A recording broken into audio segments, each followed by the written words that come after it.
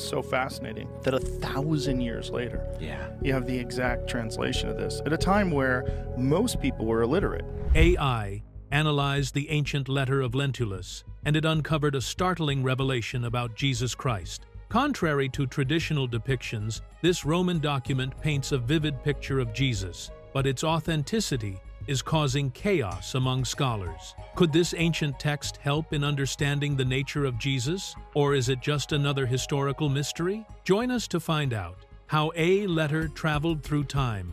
The story of the Lentulus letter's journey is soft and gentle, like a quiet stream that slowly grows wider as it moves. It did not burst into history all at once. Instead, it began as a small handwritten text that slowly found its way into the hands of many people. Over the years, it passed through different languages, different cities, and different hearts. Scribes copied it with care. Translators shaped it in their own words. Printers shared it with readers who felt comfort in its peaceful picture of Christ. The letter first appeared in printed books at the moment when Europe was changing the way it shared written words. Hand copying was fading. Printing presses were rising.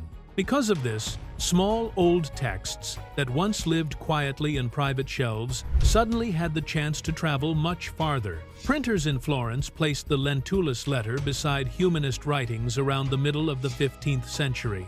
This made it easy for early readers to notice it. Not long after, a German edition included the letter in a book about the life of Christ, published in Cologne in the year 1474. Another printing appeared in a German volume from Nuremberg in the year 1491.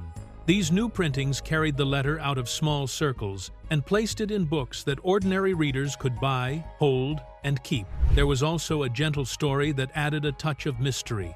A member of the Colonna family named Giacomo was said to have found a copy in Constantinople and sent it to Rome in the year 1421. This tale appeared in a manuscript from Jena and made readers believe the text was very old. Even though the Greek copy was never found, the story made the letter feel ancient and precious. For many years, the letter moved through Greek and Latin hands. It traveled from monastery shelves to city libraries. At last, it reached Western Europe as a short spiritual piece. It was even added to Ludolf of Saxony's Life of Christ, though the author did not link it to Lentulus by name. Its first printed appearance in this book came in 1474, and soon after, another printing appeared in an introduction to the works of Anselm in Nuremberg in 1491. These respected books helped the letter gain more trust among readers. In the 16th century, a Protestant theologian named Matthias Flacius treated the letter as true, and many readers followed his lead. Years later, in the early 19th century, Friedrich Munter also supported its authenticity. Their support helped the letter remain in printed collections for a long time, even while many scholars doubted its beginnings. As the letter continued its long journey, translators and copyists shaped it gently. They changed small phrases to fit their languages. Because of this, the Lentulus letter grew into a large family of related versions. By the late 15th and 16th centuries, it appeared in many printed spiritual books. Readers wanted simple and clear descriptions of holy figures, and the Lentulus letter offered exactly that. Its soft tone and gentle picture of Christ made it perfect for prayer books and small collections of images. Collectors in Germany, France, and Italy kept copies in private libraries. Over time, they noticed small differences among the versions. They wrote these details in catalogs so that others could compare them. Much later, the scholar Ernst von Dobschütz studied the surviving copies and counted more than 75 variations. His research showed how scribes changed small parts, like the color of the hair or the shape of the beard, to match the tastes of their regions. There was also an old tale from an 18th century librarian named Christopher Milio, who said one copy had been written in gold on red paper. Many later scholars doubted this story, but it showed how deeply the letter had captured people's imagination. Around the same time that the letter spread across Italy, the humanist Lorenzo Valla strongly rejected it. But even with his criticism, the letter continued to grow in popularity.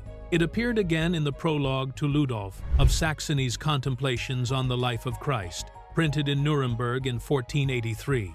It was also printed in a set of writings linked to Anselm of Canterbury in 1491. Although these authors never knew the letter, their names helped it carry more weight. In the 16th century, Matthias Flacius printed the letter again and treated it as fully true. It continued appearing in printed materials until the end of the 19th century and later became part of the apocryphal New Testament. Even though no Greek original has been found, older Greek writings include descriptions that resemble the Lentulus letter. Some sources describe Christ with gentle eyes, soft features, and peaceful expressions. A few of these go back as far as the 8th century, and they may share a common root with the Lentulus letter. These similarities show that many writers in different places were trying to imagine a kind and comforting face of Christ. The rise of printing helped the letter spread even farther. Printers in Florence, Cologne, and Nuremberg sold books across long trade routes. The first English edition, using the name Publio Lentulus, appeared in London in the year 1680. This made the letter familiar to readers in Britain and its colonies. Priests and spiritual writers used parts of it as if it were an eyewitness account, and many people accepted it without question. But how did this letter protest Jesus? Stay with us. A soft picture painted in words. The Lentulus letter is remembered because it tries to give a gentle picture of a man called Jesus. It does not tell long stories. It does not add new events. Instead, it simply describes a face, slowly and calmly, as if the writer wants you to see the man in your mind with soft, steady strokes. The letter begins by explaining that people had many names for him. Some called him a prophet, others believed he was the Son of God. Crowds followed him because he healed the sick, and people everywhere were amazed by the things they heard about him. After sharing what others thought of him, the writer turns to his appearance. The first detail is his height. The letter says he was a man of medium height, not tall, not short, but somewhere in the middle. This simple point sets the tone for the whole picture. It shows a balanced person, someone who did not stand out because of size, but because of the calm strength he carried. Then, the writer describes his head and hair. His hair is hazel or reddish-brown. It falls straight down to the ears, and below the ears, it becomes wavy and gently curled. It rests on his shoulders and is parted in the middle. Some versions add a tender detail, saying the hair had a soft shine that caught the light. This makes it feel warm and alive, as if his presence carried a quiet glow. Next comes the brow, smooth and peaceful. The face has no strong marks or deep lines. His complexion is warm and even. The nose and mouth are well-shaped, simple and balanced. His beard is full and has the same color as his hair. Some copies say the beard divides at the chin, while others say it is simply neat. Even with small differences, the image remains calm, a face that holds gentle strength. The eyes are the part that stays with most readers. They are described as bright, sometimes called gray or blue. Many early writings add that his look made people feel both respect and a slight trembling at the same time. The eyes seemed to hold deep kindness and deep seriousness together. It was the kind of look that could comfort a sad heart, but also make someone think before doing wrong. His presence drew people in without raising his voice. The letter also speaks softly about his hands and posture. His hands are well-formed, showing the strength of someone who knows honest work. His posture is upright and steady. His movements are calm, firm, and thoughtful, as if every gesture had meaning. The writer tries to show a gentle harmony, a man who carried peace inside, but had quiet power in every step. His voice is described as clear and modest. He did not laugh often, but he felt deeply. Sometimes he cried. These small details make him feel real and human, someone who carries joy, sorrow, and compassion in a quiet way. Many copies add small moral lines. One says he was firm when correcting someone, but gentle when advising them. Another says that simply being near him made people feel respect. These touches connect the outside appearance with inner character. They show a blend of strength, purity, and calm authority. As the letter traveled through different lands, copyists changed little words. Some softened the hair color to simple brown. Others did not name the eye color. Some used old-fashioned language, while others used simple speech. These tiny changes created many versions, yet the heart of the description stayed the same. Greek versions, Latin versions, and later English versions often sound like older Christian writers who also described holy faces in short lines. These parallels show that the Lentulus letter was shaped by people who wanted to create a peaceful and respectful image, one that matched how many believers imagined Jesus. Because the letter is short and simple, artists found it helpful. Painters could follow the list of features: medium height, shoulder-length hair, full beard, bright eyes, calm posture. Printers often placed a small picture beside the text, and people became used to seeing a similar face again and again.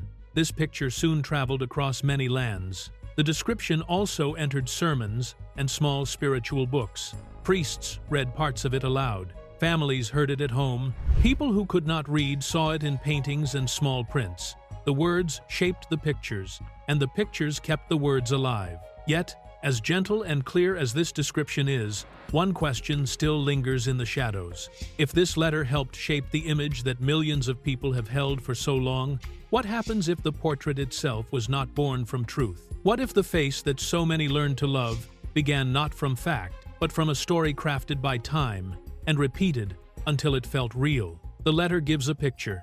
The world accepted the picture, but the deeper mystery remains. Where did the picture truly come from? Why? Scholars debate the letter. The Lentulus letter has fascinated many people because it claims to give a clear, direct description of Jesus written by a Roman official. At first glance, it feels like a rare treasure, almost like finding a small window into the past. But when historians study it closely, they see strong reasons to doubt that it ever came from the early days of the Roman Empire. Instead, the evidence shows that the letter is a much later creation, shaped slowly by hands that wanted to give people a soft and beautiful picture of Jesus. To understand why scholars call it unreliable, we need to look at several important points. These points form a chain of clues, and when placed together, they show why the letter cannot be accepted as an authentic Roman report. The first problem appears in the very name of the person who supposedly wrote it. The letter claims to come from a Roman governor called Publius Lentulus. This name sounds possible because Lentulus belonged to a real Roman family. But when historians check the official list of Roman governors in Judea during the 1st century, the name does not appear anywhere. Roman records are detailed and include the names of men such as Coponius, Marcus Ambivulus, Annius Rufus, Valerius Gratus, and Pontius Pilate. But no one by the name Publius Lentulus ever served in that role. Roman records, inscriptions, and writings from the time are clear and steady. If a man with that name had governed Judea, his name should appear somewhere in those records. Because it does not, the foundation of the letter becomes weak. Another issue lies in the tone and style of the letter. Roman officials wrote in a very formal way. Their letters had a strict pattern, followed legal rules, and were usually brief and factual. They did not use warm, emotional language. They avoided praise, poetic pictures, or moral comments. Yet the Lentulus letter reads completely differently. It sounds more like devotional, Christian writing instead of a government document. It uses gentle, faith-filled words, the kind that appear in later Christian books, prayers, and descriptions of holy figures. It also includes soft moral lines that match religious feelings rather than official reporting. This style would not match what a Roman official of the 1st century would write. This mismatch in tone is a strong sign that the letter comes from a much later time, when Christian devotional language was already common. The next problem is found in the manuscript history. Real Roman government documents from the 1st century would have been copied very carefully and preserved with great respect. They would show a clear, steady line of survival from one generation to the next. But the Lentulus letter appears mainly in medieval manuscripts, not early ones. The earliest versions show up more than 1,000 years after the time it claims to describe. This huge time gap makes the letter impossible to link directly to the early Roman world. Even more telling, scholars found many different versions of the letter. Some change their hair color, some change the details of the beard, some add extra moral lines, others remove them. These differences show that people copied and shaped the text according to their tastes. This is typical for devotional writings, which often changed as they moved from place to place. It is not typical for an official Roman report. Because the letter changes from copy to copy, historians see it as a flowing medieval creation rather than a fixed ancient document. Another clue lies in the way the letter echoes older Christian writings. Long before the Lentulus letter appeared, some Eastern Christian writers had already written short descriptions of holy figures. Authors such as Nicephorus and John of Damascus included gentle physical notes in their works. The Lentulus letter shares tone and expressions with these earlier devotional descriptions. This similarity is strong enough to suggest that medieval editors borrowed ideas and language from church writings when shaping the Lentulus letter. When a text blends neatly with medieval devotional culture, it shows that it likely grew from that world, not from the Roman government of the 1st century. There is also a clue that historians find very important. Early Christian writers, church leaders, and historians loved preserving any detail connected to Jesus. They collected stories, sayings, and even small mentions written by outsiders. If a Roman governor had ever written a physical description of Jesus, early Christians would have treasured it. They would have copied it, quoted it, and passed it down with care. Yet no ancient writer ever mentions such a document.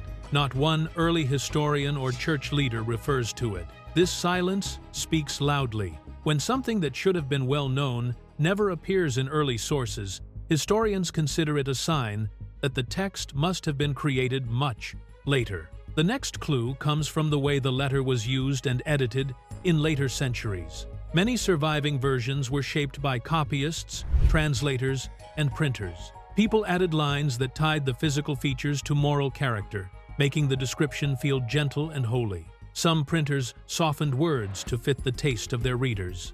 Others used more direct language. English translators from the 17th century changed the phrases to fit older English styles so the letter would feel familiar in devotional reading. These kinds of changes show that the text behaved like a piece of religious literature, not like a preserved government record. Another reason historians reject the letter is its odd description of Jesus. The physical features in the letter match medieval European art rather than the appearance of a 1st century Middle Eastern man. The face described in the letter resembles the European images that grew popular in art during the Middle Ages. It does not match what historians know about the people of that region during the time of Jesus. This tells scholars that the description in the letter was shaped by cultural imagination rather than by eyewitness memory. There is also the matter of who the letter was supposedly written to.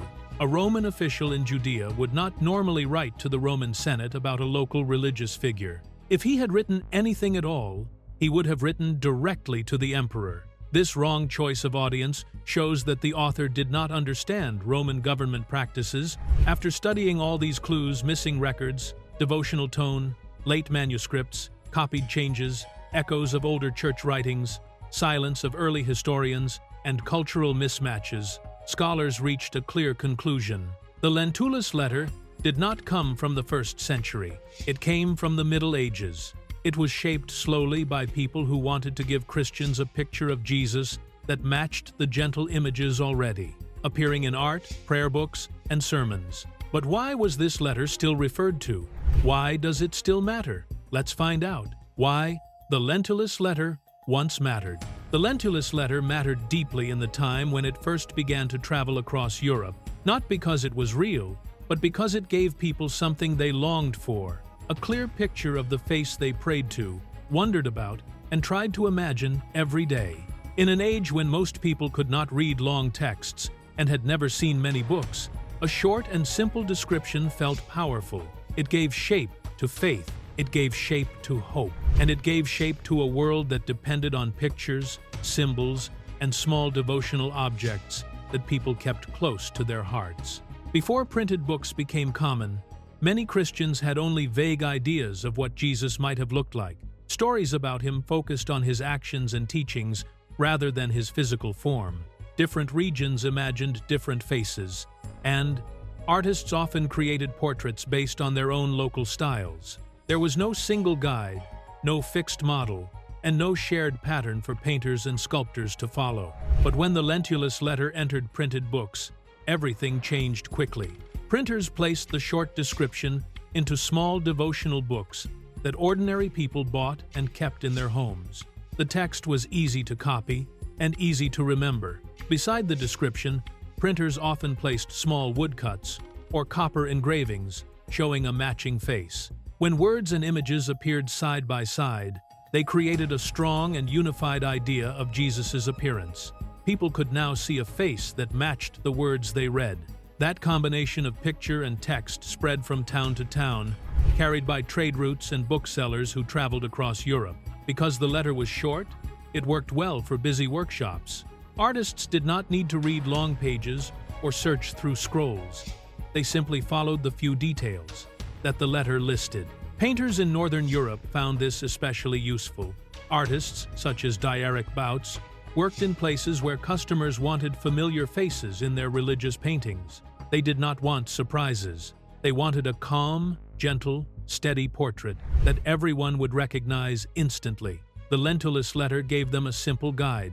It described hair parted in the middle, shoulder-length hair, a short, full beard, bright eyes, and a quiet, peaceful expression. These features soon became the standard look for Jesus in many regions. Art workshops relied on patterns. Apprentices learned by copying what their teachers painted. Patrons, councils, and guilds chose what they wanted to display in churches and homes. When everyone wanted the same recognizable face, workshops could produce many paintings without changing the basic design. The Lentulus description acted like a small recipe for the holy face. It kept everything steady and familiar, and that steadiness helped art spread quickly. Printed books also played a huge part in this. Printers in Florence, Cologne, and Nuremberg sold small devotional collections that included the Lentulus text. These books traveled across long distances as merchants carried them from one city to another. Because printing made copies cheap and plentiful, the same description appeared again and again in different towns. This is why museum collections today hold so many versions of the same image: woodcuts, engravings, small panels, and printed sheets that follow the same pattern.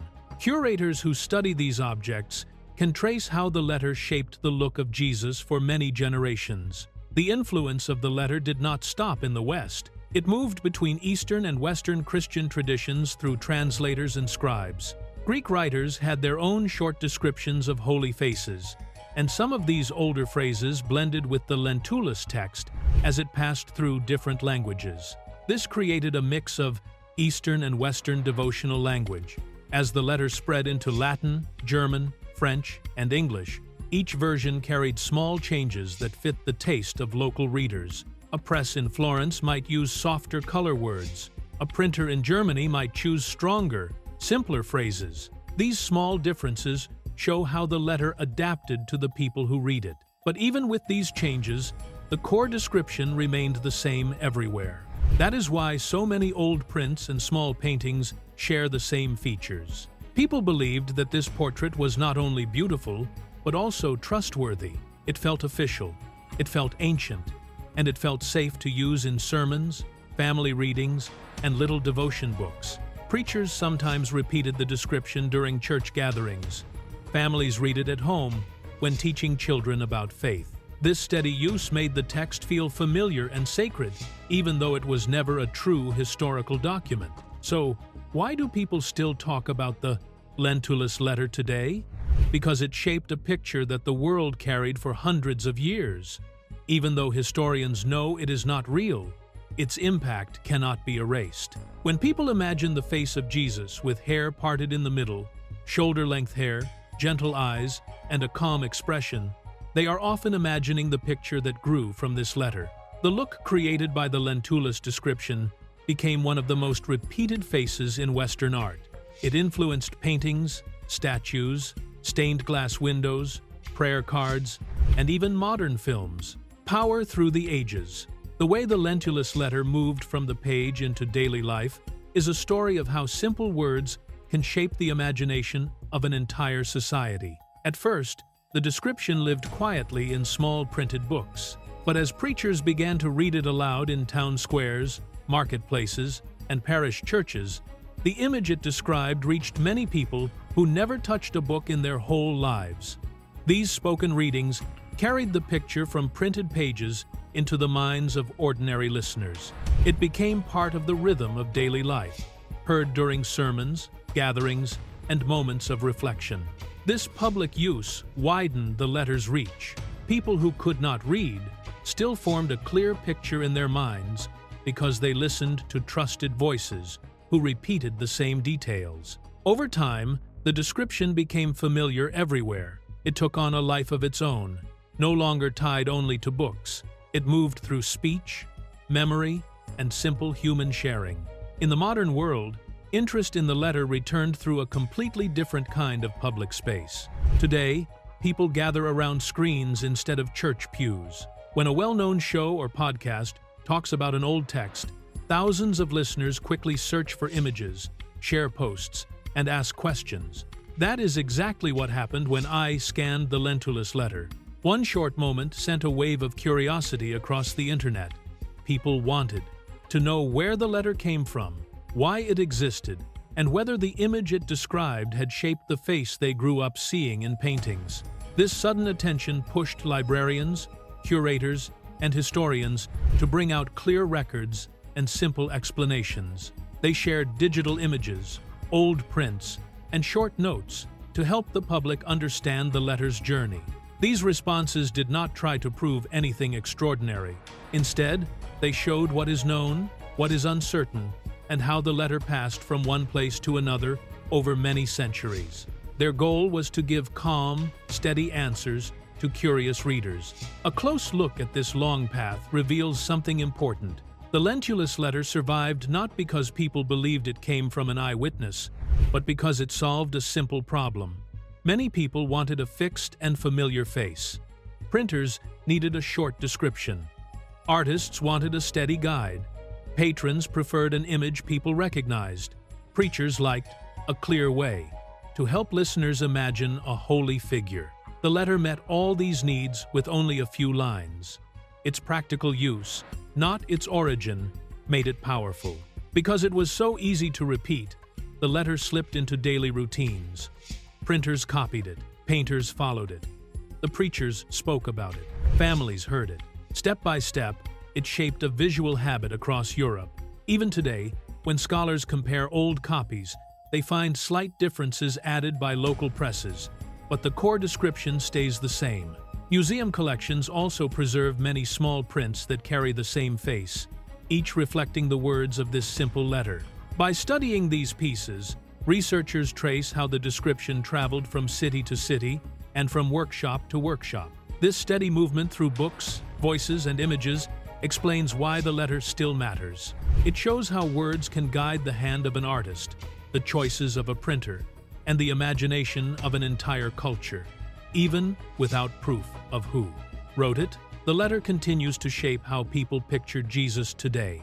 Its influence stretches from old monasteries to modern digital screens, and each time someone mentions it, whether in a quiet library or on a huge podcast, it begins a new cycle of interest. The mystery is part of its charm. People still talk about it because it raises gentle questions about how traditions begin, how pictures form in our minds, and how stories survive long after their origins fade.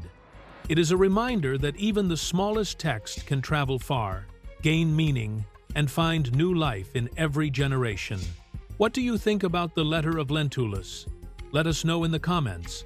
If you enjoyed this video, like, share, and subscribe to this channel for more celebrity gist. Before you go, watch the other videos on your screen.